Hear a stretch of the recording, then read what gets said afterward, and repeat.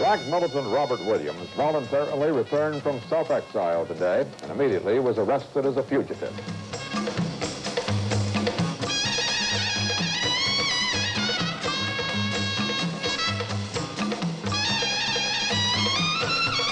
The reality is that America is not God, America is not the end of the earth, and it doesn't matter what the Americans think. In the final analysis, the truth will come out.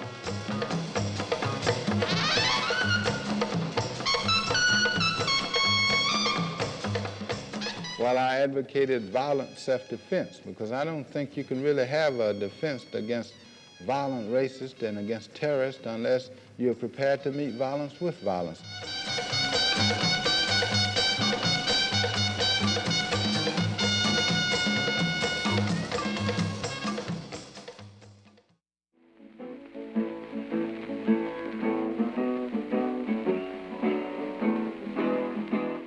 Monroe is a small town, typical of southern towns. Me and my wife run all over town. Everywhere we go, the people would turn us down, Lord, and the bridge rolls down. My father was a railway worker, but they had a system on the railroad that the boilermaker had to be a white man, and so the white man could have a heifer. And my father used to do all of this work. The white man was getting the money, and the white man stayed drunk about all the time. In later years, the whites in the community used to always tell me that I should be like my father, that he was a good man, and that he was a hard worker, and he never gave any trouble. Oh, man, trouble, leave me alone. Go find you someone else to pick on. I live my life down you, see now. Oh, man, trouble. I lived out in the rural area of Union County, and when they talked about Rob Williams, we were really young children, and we had mixed feelings about who this man was. Of course, I had a fear for him and for what it might do for the community, because I lived in a predominantly white community out in the country, and the men and women talked very openly about how they felt, what they thought this strange person was doing to upset the normalcy of our community. Mr. Boss Man, tell me what I've done. How come you lock me away from the light? Klan tried to make a black woman dance on the street, calling it gunpoint. Otherwise, they make somewhat of a jig. It's like a puppet, you know, when you're dangling a puppet on a string. You're completely reduced then to nothing. And that's one thing that helped set that first thing off in Monroe in '57. That's what set off the God. Then we started to really getting organized and setting up and digging foxholes, and we started getting ammunition. Rob had these guns, high-powered rifles. You know, all we had was 22s and 410 shotguns hunting, you know, and got a chance to, you know, to use the high-powered weapons and become proficient with them. And he taught us a little, what do you call it, karate or self-defense things, you know. We drilled with him and trained with him. Much of our guard was young.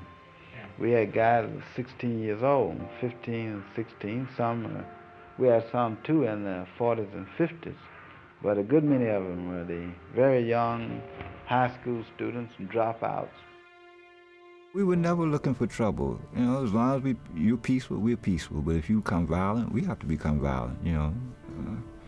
We weren't attacking anybody or fighting against anybody, just protecting ourselves, you know.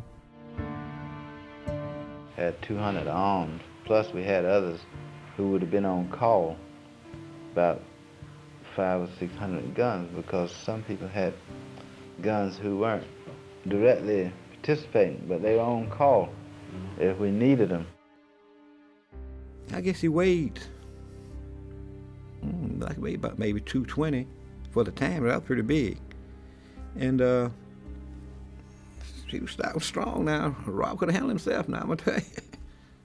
You know, he could have handled himself. Oh, Jim Crow, where you been, baby? Down Mississippi and back again. Oh, Jim Crow, don't you know it's all over now? That Rob, he carries his gun right on his side, go right downtown, go everywhere Rob went, he carries 45 right on. Now, where he'd use it now, I don't know, but I guess people felt the same way like I felt. They didn't know, so they didn't bother Rob. Threatened with death, he walked down the street wearing a pistol on his belt, which would be a normal white Southern thing to do. White Southerners, their rights challenged, will react with vehemence and force. But for a black man to act as an equal in that way was just unthinkable. He found humor in dealing with the Klan on the telephone. People would call with threatening calls. I remember one time he heard one of the Klansmen call his own wife's name Stella or something like that.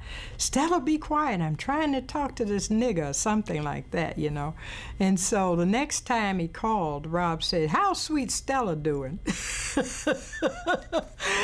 the man said, what do you know about Stella? I'd soon kill Stella as to kill you. When a motorcade would come through a black community, everybody would pull their blinds and lock up in the houses, and they were afraid. But instead, we came out, and our people would come out in line, stand along the street with their guns, you see. You know, I think about this courageous guy who dared to deviate from the accepted norm, who dared to say, you know, we're not taking this. You're not just going to beat us up. You're not going to fire in our homes without us defending ourselves. And that really is the American norm. I wouldn't go nowhere without one, so yeah, we had to have guns, because they had them. And that's the only way we repelled them, is because we outgunned them. We had lots and lots of guns around the house all the time. Rifles, especially after we organized our rifle club. People would send us $26 donation to buy a rifle for the protection of our community.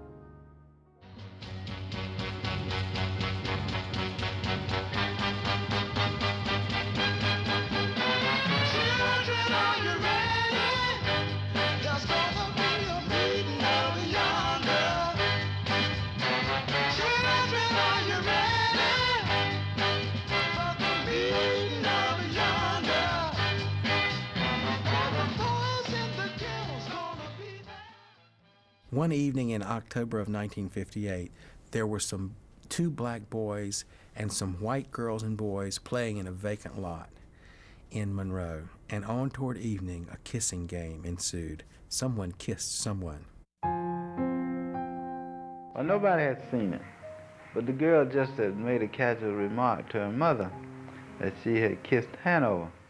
And then the mother got all excited and started scrubbing her face, and called her father, and he threatened to kill him, go kill him, and got his shotgun. The police went looking for them too. They found the two little boys, arrested them, beat them, locked them in the basement of the jail for 6 days without being able to see their parents or talk to an attorney.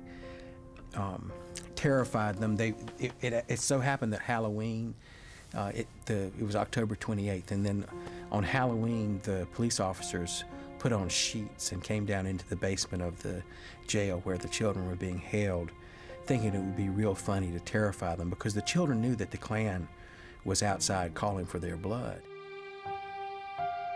And they had to teach these boys early that they just couldn't expect